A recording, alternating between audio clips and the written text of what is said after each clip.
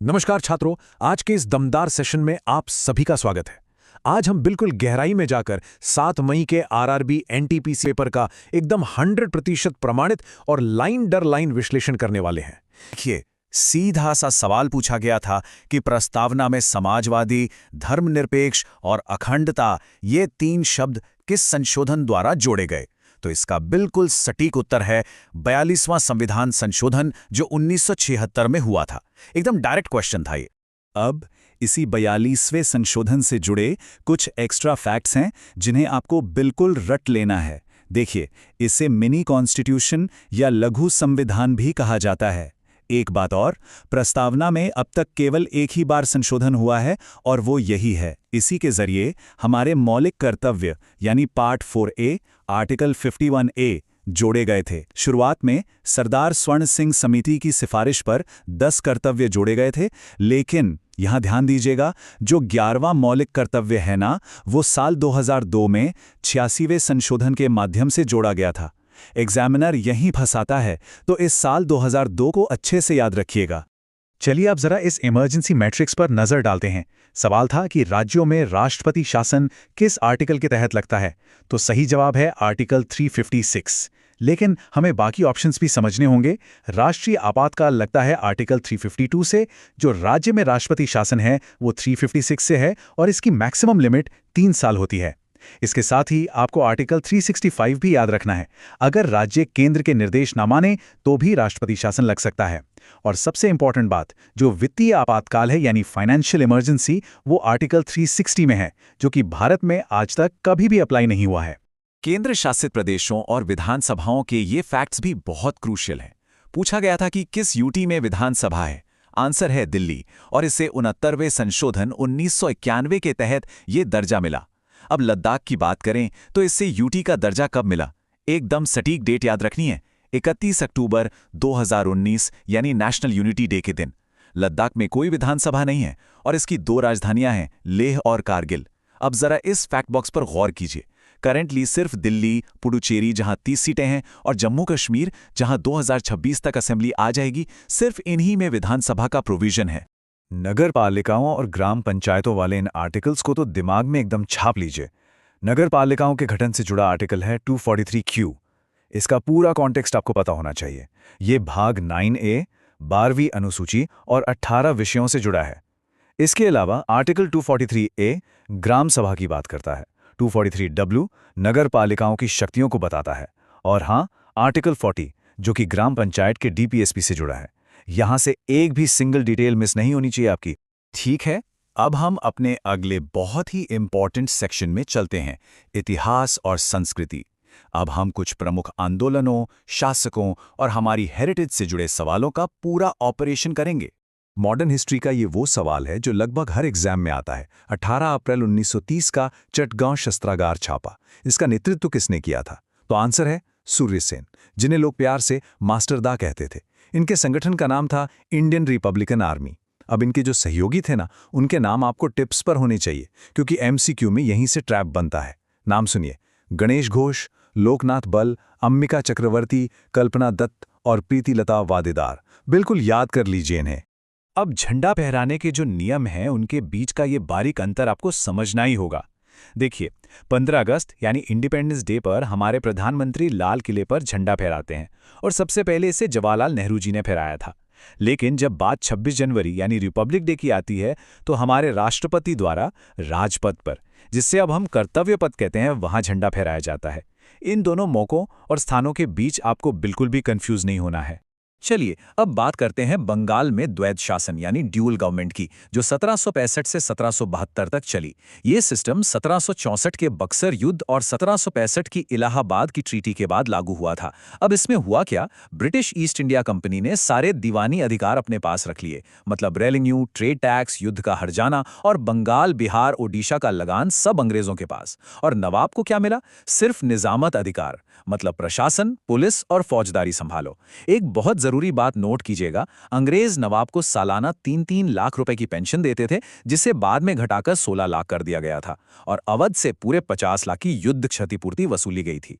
समझ रहे हैं ना अंग्रेजों की चालाकी? प्राचीन और मध्यकालीन भारत के ये फैक्ट्स भी एग्जाम के फेवरेट हैं। सवाल था कि अकबर ने मनसबदारी सिस्टम क्यों शुरू किया। इसका सीधा सा कारण था अपने अधिकारियों का वेतन फिक्स करना और एक बहुत ही एफिशिएंट सैन्य प्रशासन बनाए रखना। एक और सवाल था कि बौद्ध संघ के भिक्षु भिक्षुणियों के नियम कहाँ लिखे हैं, तो इसका सही जवाब है विनय पिटक। त्रिपिटक के ये तीनों हिस्से आपको याद होने चाहिए। पहला विनय पिटक, जिसमें अनुशासन के ठीक 227 नियम हैं। दूसरा सुत्त पिटक, जिसमें भगवान बुद्ध के उपदेश और डायलॉग्स हैं। और तीसरा अभिधम्म पिटक, जो पूरी तरह से बौद्ध दर्शन यानी फिलॉसफी पर बेस्ड है। अब यहाँ रुकिए और बहुत ध्यान से सुनिए, ये आप सभी के लिए एक ट्रैप अलर्ट है। एग्जामिनर आपको कहाँ फंसाएगा? वो पूछेगा पट्टचित्र कला के बारे में। तो याद रखिए, पट्टचित्र ओडिशा की पारंपरिक कपड़े पर की जाने वाली पेंटिंग है जिसमें भगवान जगन्नाथ को दर्शाया जाता है। इसे कभी भी पट्टदकल आर्ट के साथ मिक्स मत कर देना, क्योंकि पट्टदकल का सीधा संबंध कर्नाटक से है। एग्जाम हॉल के प्रेशर में ये सिली मिस्टेक्स बहुत होती हैं, इसलिए इस अंतर को दिमाग में सेट कर लीजिए। यूएनडीपी जो ह्यूमन डेवलपमेंट इंडेक्स यानी एचडीआई निकालता है, उसके 3 मेन पिलर्स होते हैं। पहला स्वास्थ्य यानी लाइफ एक्सपेक्टेंसी, दूसरा एजुकेशन जिसमें साक्षरता और स्कूलिंग आती है, और तीसरा इनकम यानी पर कैपिटा जीएनआई। पेपर में सवाल था कि इनमें से कौन सा एचडीआई का क्राइटेरिया नहीं है, तो ऑप्शंस में जो सेक्स रेशो यानी लिंगानुपात था ना, उसे आपको एलिमिनेट करना था, क्योंकि वो एचडीआई का मापदंड बिल्कुल नहीं है। इकोनॉमी और ज्योग्राफी के ये हाइलाइट्स देखिए, बहुत ही शानदार फैक्ट्स हैं। इंडियन स्टैटिस्टिकल इंस्टीट्यूट यानी आईएसआई, इसकी स्थापना 1931 में कलकत्ता में पीसी महालनोबिस ने की थी। इन्हें ही फादर ऑफ इंडियन स्टैटिस्टिक्स कहा जाता है। और जो हमारी दूसरी पंचवर्षीय योजना थी ना 1956 से 61 वाली, वो इन्हीं के मॉडल पे बेस्ड थी। अब ज्योग्राफी का सवाल देखिए, विंध्याचल थर्मल पावर स्टेशन कहाँ है? तो ये मध्य प्रदेश के सिंगरौली जिले में है। अब इसके माइक्रो फैक्ट सुनिए जो एग्जाम में आएंगे। ये भारत का सबसे बड़ा थर्मल प्लांट है। इसकी कैपेसिटी 4760 मेगावाट है। ये कोयले से चलता है। एनटीपीसी इसे ऑपरेट करती है और ये वाराणसी से ठीक 222 किलोमीटर दक्षिण में है। एक लाइन इंपॉर्टेंट है। साइंस और कंप्यूटर बेसिक्स में भी डायरेक्ट क्वेश्चन आए थे, जैसे पानी यानी H2O के इलेक्ट्रोलिसिस में हाइड्रोजन और ऑक्सीजन का वॉल्यूम रेशियो क्या होता है? तो वो होता है 2:1, क्योंकि इसमें 2 मॉलिक्यूल हाइड्रोजन के और 1 ऑक्सीजन का होता है। कंप्यूटर की बात करें तो एक्सटेंडेड आस्की कोड 8 बिट्स का होता है, जिसमें 256 कैरेक्टर्स आते हैं, जबकि जो स्टैंडर्ड आस्की कोड है वो 7 बिट्स का होता है और उसमें 128 कैरेक्टर्स होते हैं। और सॉफ्टवेयर का तो बेसिक सा डिफरेंस है। सिस्टम सॉफ्टवेयर आपके कंप्यूटर को चलाता है, जैसे आपका ऑपरेटिंग सिस्टम, और एप्लीकेशन सॉफ्टवेयर आपके स्पेसिफिक काम करता है, जैसे कि MS वर्ड या एक्सेल। करंट अफेयर्स में ये इवेंट्स बहुत चर्चा में रहे। 58वां all India DGP IGP conference कहाँ आयोजित हुआ? तो ये हुआ IIM नया रायपुर छत्तीसगढ़ में। इसकी थीम बिल्कुल मत भूलिएगा, विकसित भारत सुरक्षा आयाम। इसमें PM मोदी, अमित शाह और अजीत डोभाल जी ने हिस्सा लिया था। और इंटरनेशनल लेवल पर एक ऐतिहासिक चीज हुई है। यूके ने वर्ल्ड वॉर II के बाद पहली बार जर्मनी के साथ एक डिफेंस पैक्ट यानी रक्षा समझौता साइन किया है। ये एग्जाम के लिए बहुत हॉट टॉपिक है। स्पोर्ट्स और एंटरटेनमेंट अवार्ड्स की बात करें तो भारत के 87वें ग्रैंड मास्टर कौन बने हैं? इनका नाम है प्रणव वेंकटेश। और दूसरा सवाल, चीन में हुए मकाओ इंटरनेशनल कॉमेडी फेस्टिवल में किस भारतीय को मास्टर ह्यूमर अवार्ड से नवाजा गया? तो ये मिला है आमिर खान को। और पता है क्यों मिला? क्योंकि उनकी फिल्म दंगल ने चीन के बॉक्स ऑफिस पर पूरे 1110 करोड़ रुपए की बम्पर कमाई की थी। ये 1110 करोड़ का फिगर जरूर याद रखिएगा।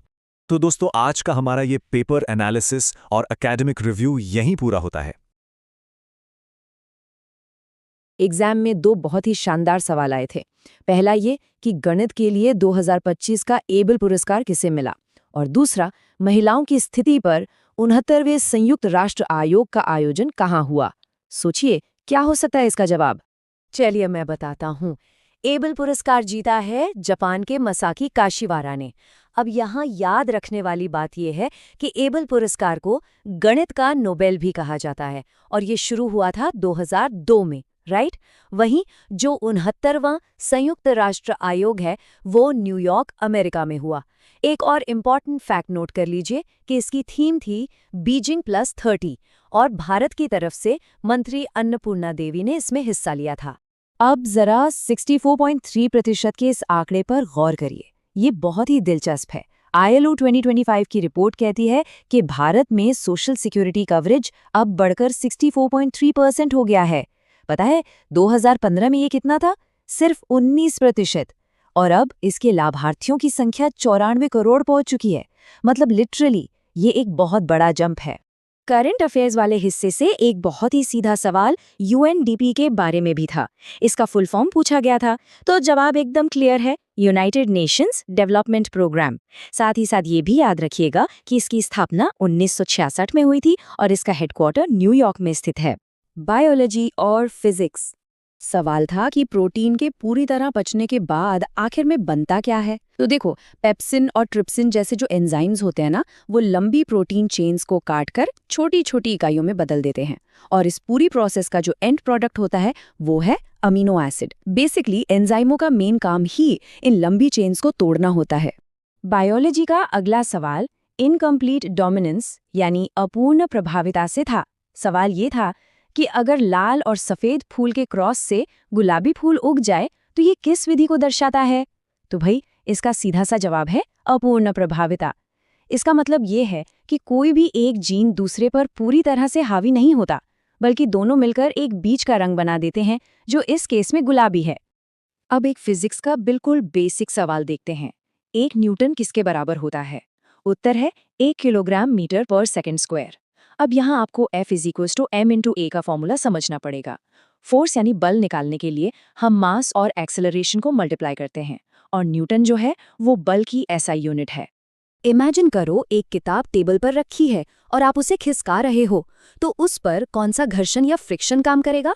देखो, जब किताब खिसक रही होती है ना, तो उस पर सर्पी घर्षण यानी स्लाइडिंग फ्रिक्शन लगता है।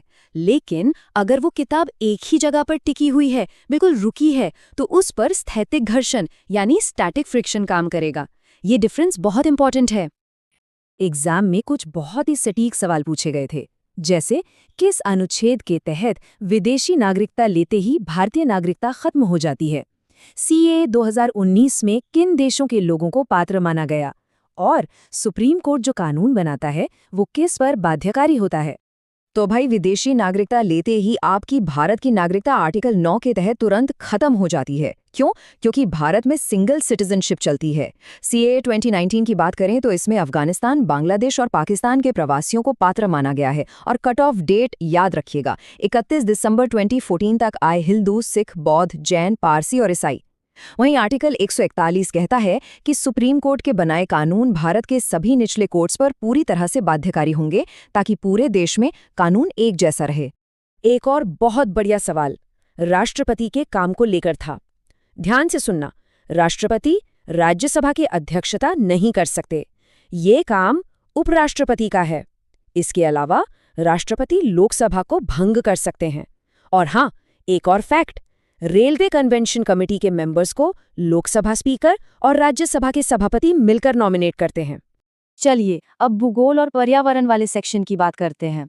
इसमें एकदम डायरेक्ट सवाल आए थे, जैसे भारत में जूट का सबसे ज्यादा उत्पादन कौन सा राज्य करता है, और अंडमान को निकोबार से कौन सा चैनल अलग करता है। इसके अलावा पेड़ों और रिसोर्सेज से भी जुड़े कुछ सवाल थे। तो इनके जवाब क्या हैं? जूट के मामले में नंबर 1 पर है पश्चिम बंगाल। जूट को गोल्डन फाइबर भी कहते हैं, और बंगाल के बाद बिहार और फिर असम का नंबर आता है। अंडमान और निकोबार की बात करें तो उन्हें 10 डिग्री चैनल अलग करता है, जो बंगाल की खाड़ी में है। इसके अलावा सागौन या टीक का पेड़ उष्णकटिबंधीय पर्णपाती वन का एक परफेक्ट उदाहरण है। और कोयला एक अनवीकरणीय यानी नॉन रिन्यूएबल संसाधन है। अब थोड़ा इतिहास, कला और संस्कृति की तरफ मुड़ते हैं। हिस्ट्री में क्रोनोलॉजी समझना बहुत जरूरी है। देखिए, सबसे पहले 1014 ईस्वी में चोल राजा राजेंद्र प्रथम ने उत्तर भारत जीतने के बाद गंगईकोंड का टाइटल लिया। फिर 1236 ईस्वी में रजिया सुल्तान दिल्ली की गद्दी पर बैठी। आपको पता ही होगा, वो दिल्ली सल्तनत की पहली महिला शासक थीं। और उसके काफी बाद 1818 ईस्वी में हाजी शरीयतुल्लाह ने पूर्वी बंगाल में फराजी आंदोलन की नींव रखी। आर्ट और कल्चर के कुछ और बहुत ही सटीक फैक्ट सुनिए। भारत में मंदिरों में गाए जाने वाला सबसे प्राचीन और औपचारिक संगीत ध्रुपद है। इसकी जड़ें सामवेद से जुड़ी हैं। वास्तुकला की बात करें तो कोणार्क का सूर्य मंदिर द्रविड़ शैली का नहीं है, बल्कि ये उत्तर भारत की नागर शैली का एक बेहतरीन उदाहरण है। और एक और इम्पॉर्टेंट फैक्ट, पुष्टि सेवा फाउंडेशन यानी PSF की स्थापना साल 2015 में हुई थी। अंतरिक्ष और कंप्यूटर के ये क्विक फैक्ट्स रट लीजिए। पहले दिव्यांग अंतरिक्ष यात्री का नाम है जॉन मैकफॉल, जो ब्रिटेन से हैं। चंद्रयान 5 को जापान के H3 रॉकेट से 2028-29 के आसपास लॉन्च किया जाएगा। कंप्यूटर की बात करें तो सीपीयू का मेन काम डेटा को प्रोसेस करना है। सीडी का फुल फॉर्म कॉम्पैक्ट डिस्क होता है। पीडीएफ बनाने के लिए हम MS वर्ड का इस्तेमाल कर सकते हैं। और बायोस वो चीज़ है जो आपके कंप्यूटर को स्टार्ट करने का काम करती है। और फाइनली अपने इस मास्टर क्लास को हम इस दमदार स्मार्ट रिवीजन टेबल के साथ खत्म करते हैं। बस इसे अपने दिमाग में छाप लीजिए। मंदिर स्थापत्य, उत्तर में नागर शैली, दक्षिण में द्रविड़ शैली। ऊर्जा संसाधन, सौर और पवन नवीकरणीय हैं, जबकि कोयला और पेट्रोलियम अनवीकरणीय। घर्षण, रुकी हुई चीज पर स्थैतिक और खिसकती हुई चीज पर सर्पी घर्षण लगता है। संसद के कार्य, राष्ट्रपति लोकसभा भंग करते हैं और उपराष्ट्रपति राज्यसभा की अध्यक्षता करते हैं। तो भाई आरआरबी एनटीपीसी के इस एनालिसिस से एक बात तो बिल्कुल साफ है कि सिलेक्शन ऊपर ऊपर से पढ़ने से नहीं, बल्कि कॉन्सेप्ट्स की गहराई और उनके बीच के अंतर को बारीकी से समझने से होगा। तो अब आप खुद से पूछिए, अगली परीक्षा में आपका पढ़ा हुआ कौन सा तथ्य आपके लिए गेम चेंजर साबित होने वाला है।